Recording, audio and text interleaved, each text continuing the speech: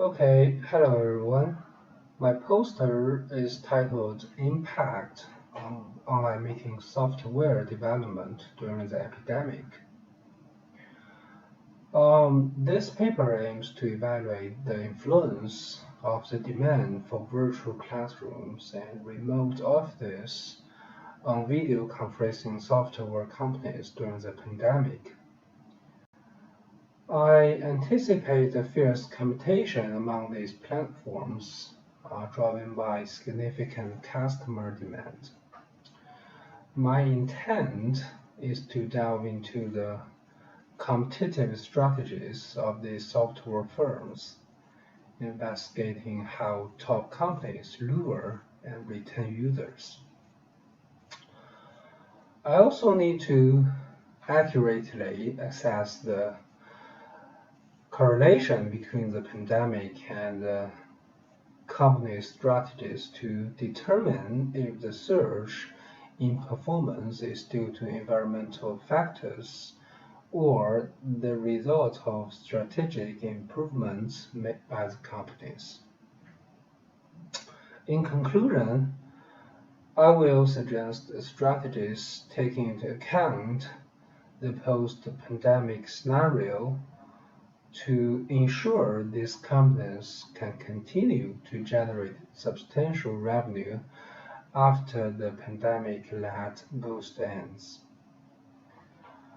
Consequently, I argue that the years 2019 to 2023 serve as a useful temporal division. These years encapsulate the period before the outbreak, the peaks of the pandemic, and the stabilization phase after its conclusion.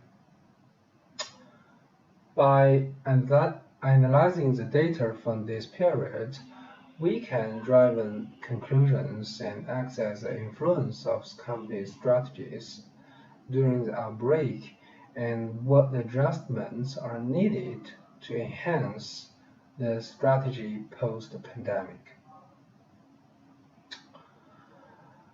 With regards to the data, the initial approach was to use the company's stock price as a measure of its performance. Literature suggests a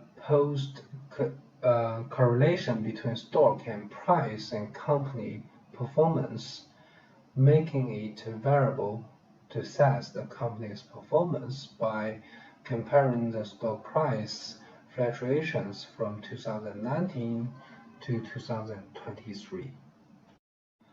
However, relying solely on stock price data might not present a comprehensive view of the company's operations. Hence, an examination and analysis of the user count was also incorporated. Within the confines of the available data, a comparative study of yearly user counts and stock price is undertaken to measure the impact of the company's strategy and the environmental factors. Specifically, if there is a significant increase in software user count post-pandemic compared to the pre-pandemic period, it can be inferred that the company's strategy has attracted a large user base. If the pricing strategy of the company failed to mass a substantial user base, or if the stock price reverted to its normal levels post-pandemic, it suggests that the need for new strategic approaches.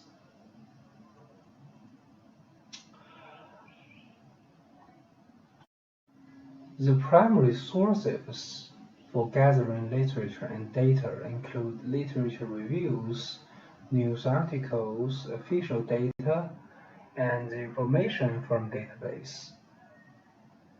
As the time frame of paper is confined to the past 5 years, and the most recent data is still being updated. This paper's primary data are derived from official news, publicly available data, and the company's annual reports.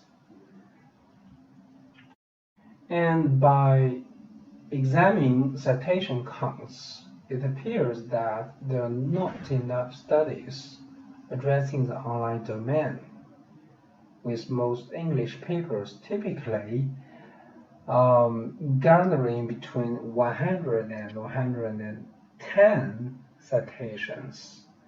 So this disparity is mainly due to different countries having varied pandemic control policies and lockdown durations. Countries with shorter lockdowns may not take online platforms into consideration. However, considering other countries with stricter lockdown policies and longer closure durations, papers in local languages have received over 5,000 citations. In reality, Zoom's 2023 annual report does not explicitly disclose the user account. The report primarily presents the company's performance via a stock price. During the peak prevalence period of 2019 and 2021, the share price of video software companies saw a significant increase. From 2021 and 2022, with the pandemic winding down and the judgment of software pricing strategy, the stock price of both mainstream software companies returned to their 2019 levels. The paper's data analysis suggests that the free policy adopted by both companies during the pandemic did not have a significant impact. The real drivers for the surge in stock price of these software firms were the pandemic and related policies. Therefore, after the pandemic, companies should embrace new strategies to ensure user growth, and they can leverage the convenience and economic benefits of remote working during the pandemic and expand their marketing efforts.